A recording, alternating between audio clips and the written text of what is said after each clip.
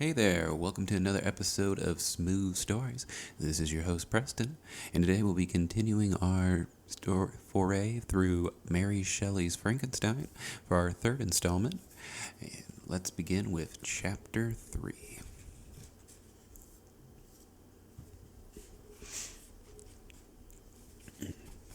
Chapter 3.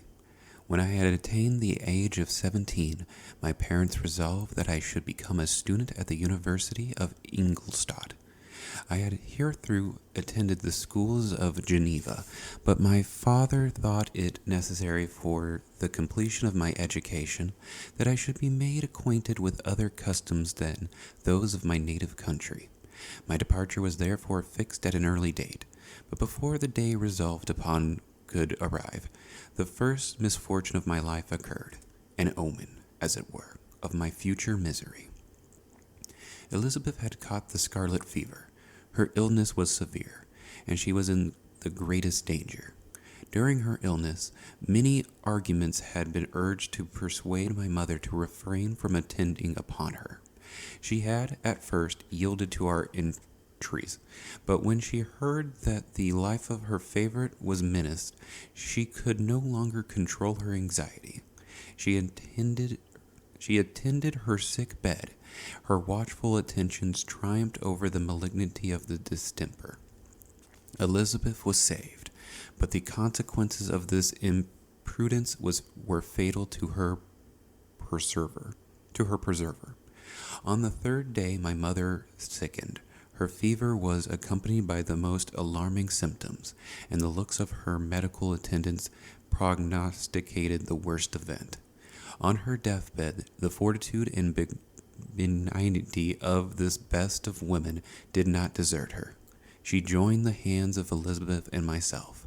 "My children," she said, "my firmest hopes of future happiness were placed on the prospect of your union.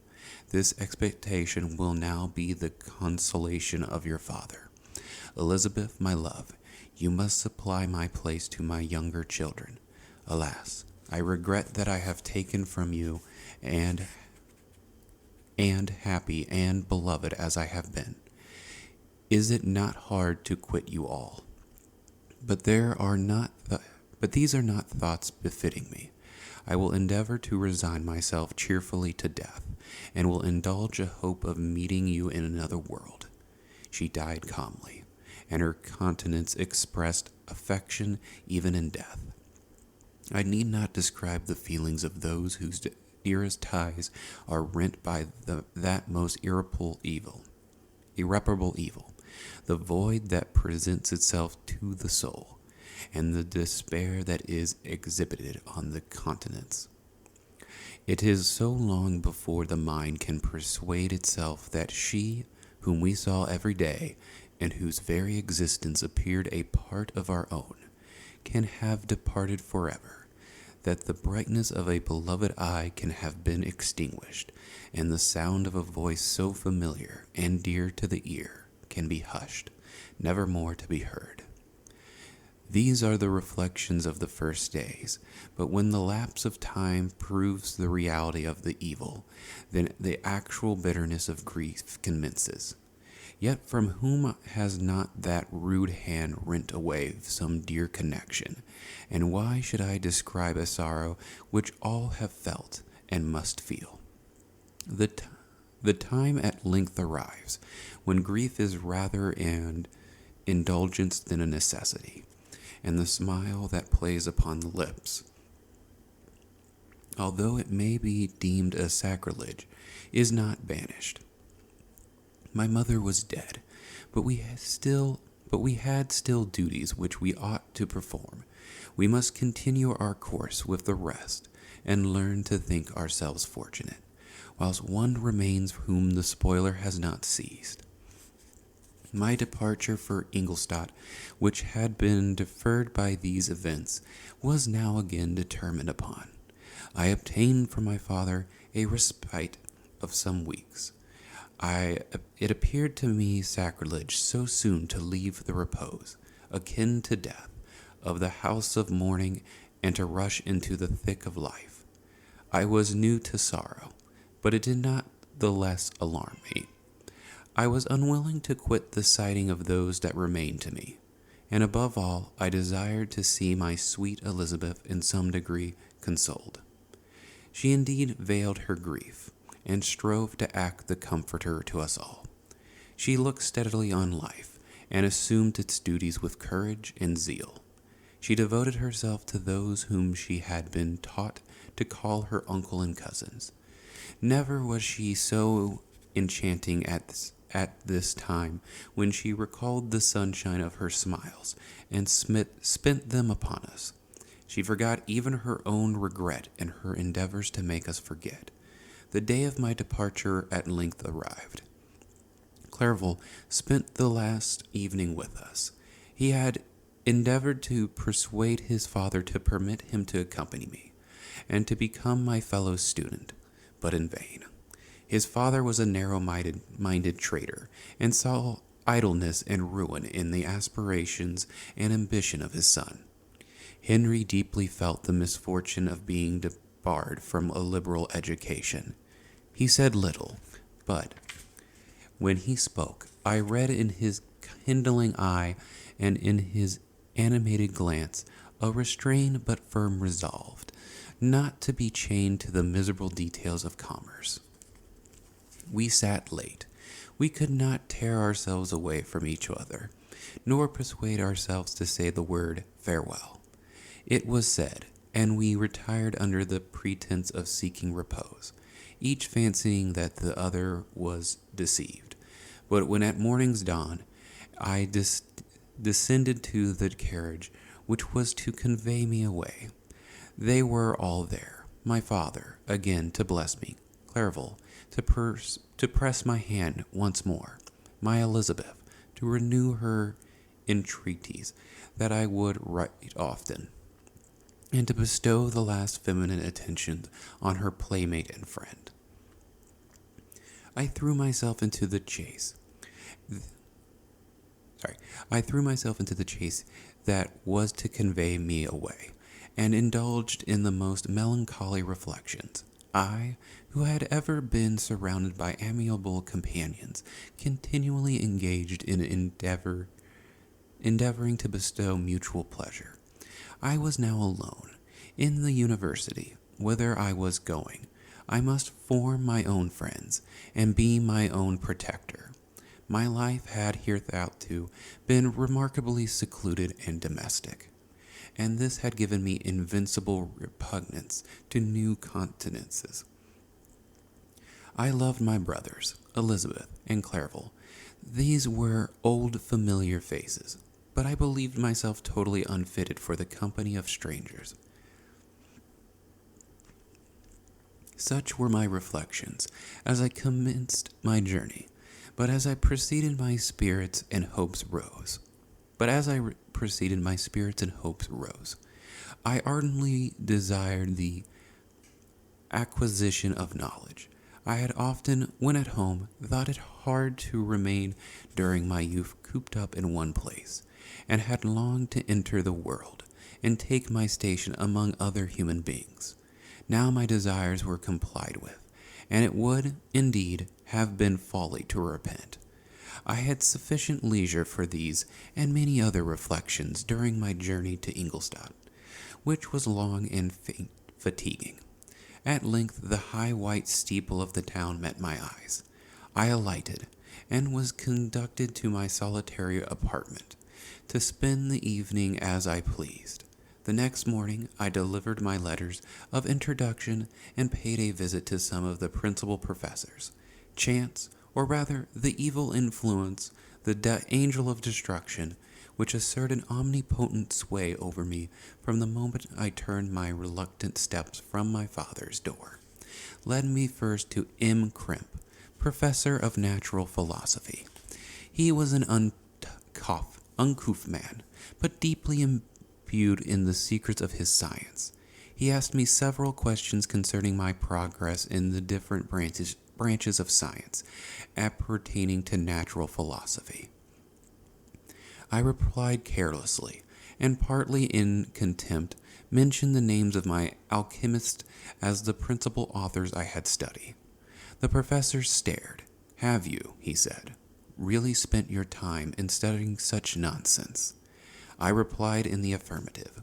"Every minute." Continued M. Crimp with warmth.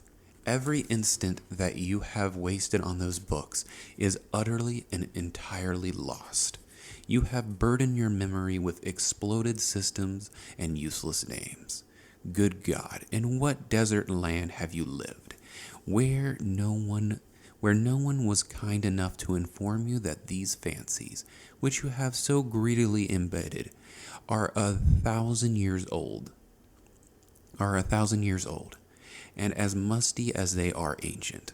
I little expected in this enlightened and scientific age to find a disciple of Albertus Magnus and Paracelsus. My dear sir, you must begin your studies entirely anew." So saying, he stepped aside and wrote down a list of several books treating of natural philosophy, which he desired me to procure, and dismissed me. After mentioning that in the beginning of the following week he intended to commence a course of lectures upon natural philosophy in its general relations, and that M. Waldman, fellow professor, would lecture upon chemistry the alternate days that he omitted. I returned home, not disappointed, for I have said that I had long considered those authors useless whom the professor reprobated. But I returned, not at all the more inclined to recur to these studies in any shape. M. Crimp was a little squat man, with a gruff voice and a repulsive countenance. The teacher, therefore, did not propose me in favor of his pursuits. In rather a too philosophical and connected a strain, perhaps, I have given an account of the conclusions I had come to concerning them in my early years. As a child, I had not been content with the results promised by the modern professors of natural science, with a confusion of ideas only to be accounted for by my extreme youth and my want of a guide on such matters. I had retrod the steps of knowledge along the paths of time, and exchanged the discoveries of recent inquiries for the dreams of forgotten alchemists. Besides, I had a contempt for the uses of modern natural philosophy. It was very different when the masters of the science sought immortality and power. Such views, although futile, were grand. But now the scene was changed. The ambition of the inquirer seemed to limit itself to the annihilation of those visions on which my interest in science was chiefly founded. I was required to exchange chimeras of boundless grandeur for realities of little worth. Such were my reflections during the first 2 or 3 days of my residence at Ingolstadt, which were chiefly spent in becoming acquainted with the localities, and the principal residents in my new abode. But as the ensuing week commenced, I thought of the information which M. Kemp had given me concerning the lectures, and although I could not consent to go and hear that little conceited fellow deliver sentences out of a pulpit, I recollected that he had said of M. Waldman, whom I had never seen, as he had hereunto been out of town. Partly from curiosity and partly from idleness, I went into the lecturing room which M. Waldman entered shortly after. This professor was very unlike his colleague. He appeared about 50 years of age, but with an aspect expressive of the greatest benevolence. A few gray hairs covered his temples, but those at the back of his head were nearly black. His person was short, but remarkably erect, and his voice the sweetest I had ever heard. He began his lecture by a recapitulation of the history of chemistry, and the various improvements made by different men of learning, pronouncing with fervor the names of the most distinguished discoverers. He then took a cursory view of the present state of the science and explained many of its elementary terms.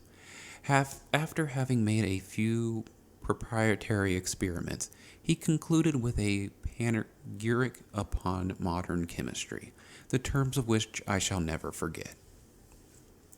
The ancient teachers of this science, said he, promised impossibilities and performed nothing. The modern masters promised very little. They know that metals cannot be transmuted, and that the elixir of life is a chimera. But these philosophers, whose hands seem only made to dabble in dirt, and their eyes to pore over the microscope or crucible, have indeed performed miracles. They penetrate into the recesses of nature, and show how she works in her hiding places. They ascend into the heavens. They have discovered how the blood circulates, and the nature of the air we breathe. They have acquired new and almost unlimited powers. They can command the thunders of heaven, mimic the earthquake, and even mock the invisible world with its own shadows. Such were the professor's words. Rather, let me say such the words of fate, announced to destroy me. As he went on, I felt as if my soul were grappling with a palpable enemy. One by one, the various keys were touched which formed the mechanism of my being. Chord after chord was sounded, and soon my mind was filled with one thought, one conception, one purpose. So much has been done, exclaimed the soul of Frankenstein. More, far more, will I achieve. Treading in the steps already marked, I will pioneer a new way, explore unknown powers, and unfold to the world the deepest mysteries of creation. I closed not my eyes that night. My internal being was in a state of insurrection and turmoil. I felt that order would thence rise, but I had no power to produce it. By degrees, after the morning's dawn, sleep came. I awoke, and my yesternight's thoughts were as a dream. There only remained a resolution to return to my ancient studies, and to devote myself to a science for which I believed myself to possess a natural talent. On the same day, I paid M. Waldman a visit. His manners in private were even more mild and attractive than in public, for there was a certain dignity in his mien during his lecture, which in his own house was replaced by the greatest affability and kindness. I gave him pretty nearly the same account of my former pursuits as I had given to his fellow professor. He heard with attention the little narration concerning my studies, and smiled at the names of Cornelius Agrippa and Paracelsus.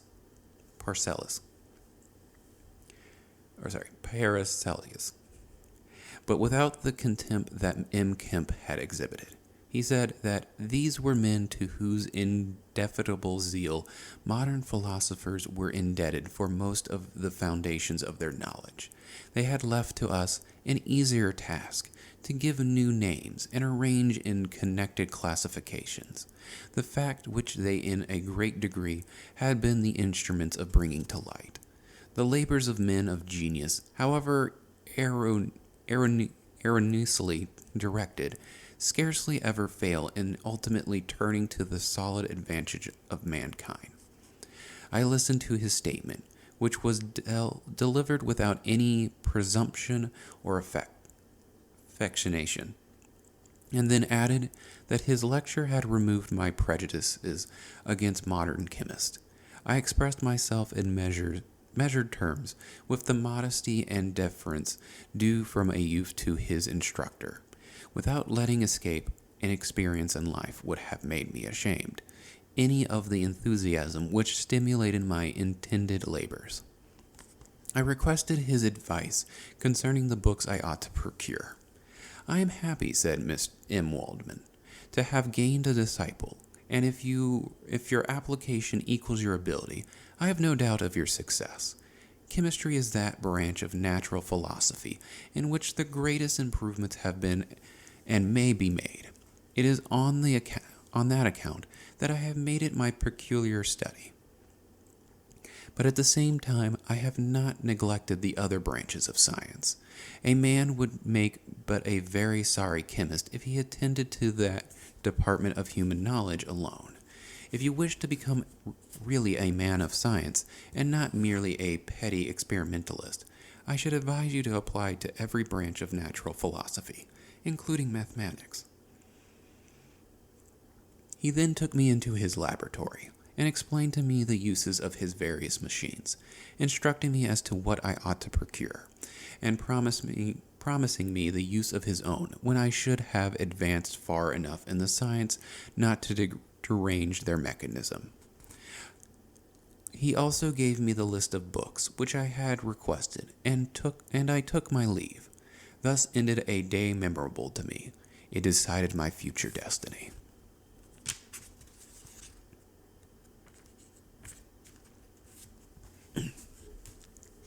Chapter 4. From this day, natural philosophy, and particularly chemistry, in the most comprehensive sense of the term, became nearly my sole occupation. I read with ardor those works, so full of genius and discrimination, which modern inquirers have written on these subjects. I attended the lectures, and I cultivated the acquaintance of the men of science of the university, and I found even in M. Crimp a great deal of sound sense and real information, combined, it is true, with a repulsive physiognomy and manners, but not on that account the less valuable. In M. Waldman I found a true friend. His gentleness was never tinged by dogmatism, and his instructions were given with an air of frankness and good nature that banished every idea of pedantry. In 1,000 ways he smoothed for me the path of knowledge,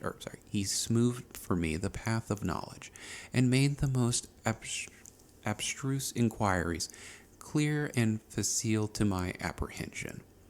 My application was at first fluctuating and uncertain. It gained strength as I proceeded, and soon became so ardent and eager that the stars often disappeared in the light of morning whilst I was yet engaged in my laboratory. As I applied so closely, it may be easily conceived that my progress was rapid.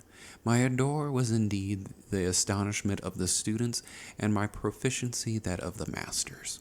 Professor Crimp often asked me, with a sly smile, how Cornelius Agrippa went on, whilst M. Waldman expressed the most heartfelt exultation in my progress. 2 years passed in this manner, during which I paid no visit to Geneva, but was engaged, heart and soul, in the pursuit of some discoveries, which I hoped to make.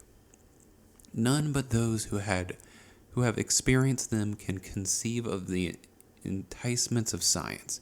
In other studies you go as far as others have gone before you, and there is nothing more to know. But in a scientific pursuit there is continual food for discovery and wonder. A mind of moderate capacity, which closely pursues one study, must infallibly arrive at great proficiency in that study, and I, who continually sought the attainment of one object of pursuit, and was solely wrapped up in this, improved so rapidly that, at the end of 2 years, I made some discoveries in the improvement of some chemical instruments, which procured me great esteem and admiration at the university. When I had arrived at this point, and had become as well acquainted with the theory of practice of natural philosophy as depended on the lessons of any of the professors of Ingolstadt, my residence there being no longer conducive to my improvement, I thought of returning to my friends and my native town, when an incident happened that protracted my stay. One of the phenomena which had peculiarly attracted my attention was the structure of the human frame, and indeed any animal endued with life. Whence I often asked myself, did the principle of life proceed? It was a bold question, and one which has ever been considered as a mystery. Yet with how many things are we upon the brink of becoming acquainted? If cowardice or carelessness did not restrain our inquiries, I resolved these circumstances in my mind, and determined thenceforth to apply myself more particularly to those branches of natural philosophy which relate to physiology. Unless I had been animated by an almost supernatural enthusiasm, my application to this study would have been irksome and almost intolerable. To examine the cause of life, we must first have recourse to death. I became acquainted with the science of anatomy, but this was not sufficient. I must also observe the natural decay and corruption of the human body.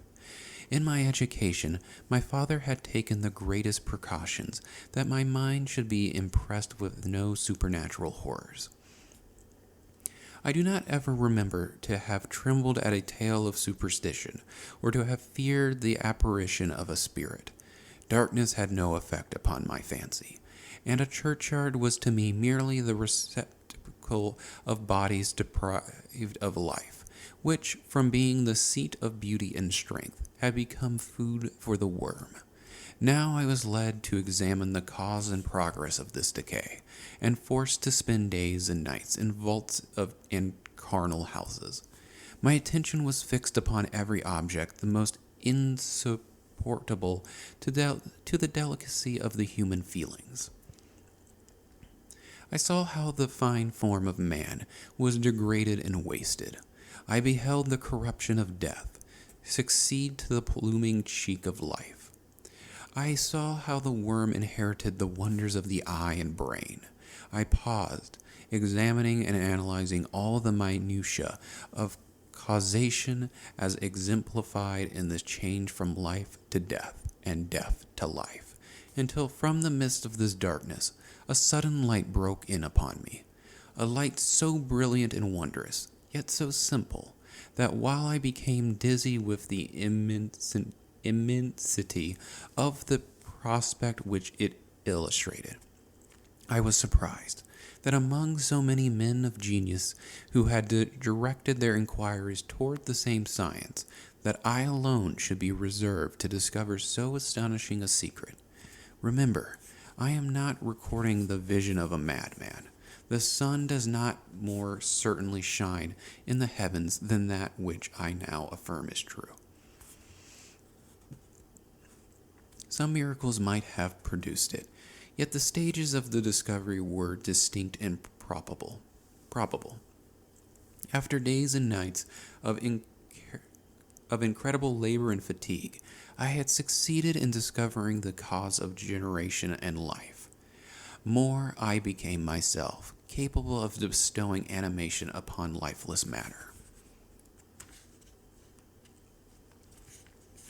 The astonishment which I had at first experienced on this discovery soon gave place to delight and rapture. After so much time spent in painful labor, to arrive at once at the summit of my desires was the most gratifying consummation of my toils.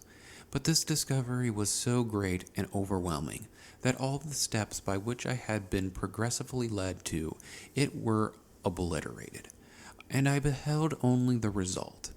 What had been the study and desire of the wisest men since the creation of the world was now within my grasp. Not that, like a magic scene, it all opened upon me at once. The information I had obtained was of a nature rather to direct my endeavors so soon as I should point them towards the object of my search, then to exhibit that object already accomplished. I was like the Arabian who had been buried with the dead, and found a passage to life, aided only by one glimmering and seemingly ineffectual light.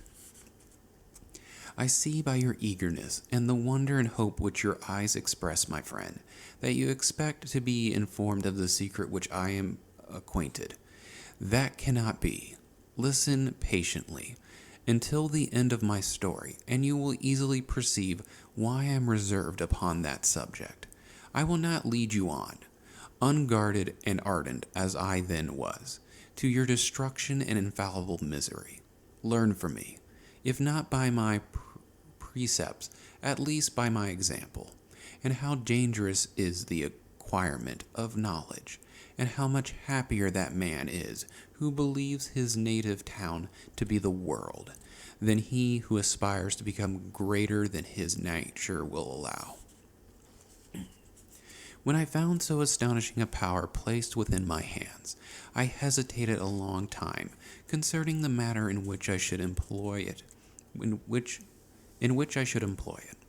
Although I possessed the capacity of bestowing animation, yet to prepare a frame for the reception of it, with all of its intricacies and of fibers, muscles, and veins, still remained a work of inconceivable difficulty and labor. I doubted at first whether I should attempt the creation of a being like myself, or one of simpler organization. But my imagination was too much exalted by my first success to permit me to doubt of my ability to give life to an animal as complex and wonderful as man. The materials at present within my command hardly appeared adequate to so arduous an undertaking. But I doubted not that I should ultimately succeed. I prepared myself for a multitude of reverses. My operations might be insistently baffled, and at last my work be imperfect. Yet when I considered the improvement which every day takes place in science and mechanics, I was encouraged to hope my present attempts would at least lay the foundations of future success. Nor could I consider the magnitude and complexity of my plan as any argument of its impracticability. It was with these feelings that I began the creation of a human being. As the minuteness of the parts formed a great hindrance to my speed, I resolved, contrary to my first intention, to make the being of a gigantic stature, that is to say, about 8 feet in height, and proportionally large. After having formed this determination, and having spent some months in successfully collecting and arranging my materials, I began. No one can conceive the variety of feelings which bore me onwards, like a hurricane, in the first enthusiasm of success. Life and death appeared to me ideal bounds, which I should first break through, and pour a torrent of light into our dark world. A new species would bless me as its creator and source. Many happy and excellent natures would owe their being to me. No father could claim the gratitude of his child so completely as I should deserve theirs. Pursuing these reflections, I thought that if I could bestow animation upon lifeless matter, I might in process of time, although I now found it impossible, renew life where death had apparently devoted the body to corruption. These thoughts supported my spirits, while I pursued my undertaking with unremitting ardor. My cheek had grown pale with study, and my person had become emaciated with confinement. Sometimes, on the very brink of certainty, I failed. Yet still I clung to the hope which the next day or the next hour might realize. One secret which I alone possessed was the hope to which I had dedicated myself, and the moon gazed on my midnight labors, while with unrelaxed and breathless eagerness I pursued nature to her hiding places. Who shall conceive the horrors of my secret toil, as I dabbled among the unhallowed damps of the grave, or tortured the living animal to animate the lifeless clay. Or tortured the living animal to animate the lifeless clay. My limbs now tremble, and my eyes swim with the remembrance. But then a restlessness and almost frantic impulse urged me forward. I seemed to have lost all soul or sensation, but for this one pursuit. It was indeed but a passing trance that only made me feel with renewed acuteness as soon as, so the unnatural stimulus ceasing to operate, I had returned to my old habits. I collected bones from carnal houses, and disturbed with profane fingers the tremendous secrets of the human frame. In a solitary chamber, or rather cell, at the top of the house, and separated from all the other apartments by a gallery and staircase, I kept my workshop of filthy creation. My eyeballs were starting from their sockets in attending to the details of my employment. The dissecting room and the slaughterhouse furnished many of my materials, and often did my human nature turn with loathing from my occupation, whilst I still urged on by an eagerness which perpetually increased. I brought my work near to a conclusion. The summer months passed while I was thus engaged, heart and soul, in one pursuit. It was a most beautiful season. Never did the fields bestow a more plentiful harvest, or the vines yield a more luxuriant vintage.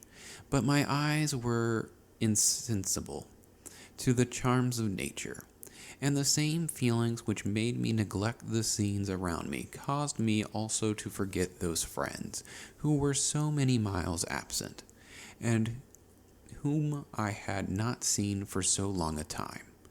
I knew my silence disquieted them, and I well remembered the word of my father. I know that while you are pleased with yourself, you will think of us with affection, and we shall hear regularly from you. You must pardon me if I regard any interpretation in your correspondence as a proof that your other duties are equally neglected. I knew well, therefore, that what would be my father's feelings, but I could not tear my thoughts from my employment, loathsome in itself, but which had taken an irresistible hold of my imagination. I wished, as it were, to procrastinate all that related to my feelings of affection until the great object, which swallowed up my every habit of my nature, should be completed. I then thought that my father would be unjust if he ascribed my neglect to vice, or faultiness on my part. But I am now convinced that he was justified in conceiving that I should not be altogether free from blame. A human being in perfection ought always to preserve a calm and peaceful mind, and never to allow passion or a transitory desire to disturb his tranquility. I do not think that the pursuit of knowledge is an expectation to this rule. If the study to which you apply yourself has a tendency to weaken your affections, and to destroy your taste for those simple pleasure in which no alloy can possibly mix, then that study is certainly unlawful, that is to say, not befitting the human mind. If this rule were always observed, if no man allowed any pursuit whatsoever to interfere with the tranquility of his domestic affections, Greece had not have been enslaved, Caesar would have spared his country, America would have been discovered more gradually, and the empires of Mexico and Peru had not been destroyed. But I forget that I am moralizing in the most interesting part of my tale, and your looks remind me to proceed. My father made no reproach in his letters, and only took notice of my silence by inquiring into my occupations more particularly than before. Winter, spring, and summer passed away during my labors, but I did not watch the blossom of the expanding leaves. Sights which before always yielded me supreme delight, so deeply was I engrossed in my occupation. The leaves of that year had withered before my work drew near to a close, and now every day showed me more plainly how well I had succeeded. but my enthusiasm was checked by my anxiety. I appeared rather like one doomed by slavery to toil in the mines or any other unwholesome trade than an artist occupied by his favorite employment. Every night I was oppressed by a slow fever, and I became nervous to a most painful degree. The fall of a leaf startled me, and I shunned my fellow creatures, as if I had been guilty of a crime. Sometimes I grew alarmed at the wreck I perceived that I had become. The energy of my purpose alone sustained me. My labors would soon end, and I believed that exercise and amusement would then drive away incipient disease, and I promised myself both of these when my creation should be complete. All right, well, that's going to do it for this part of Smooth Stories. I do hope you enjoyed that. Let me know what you think so far of the story and just the show in general.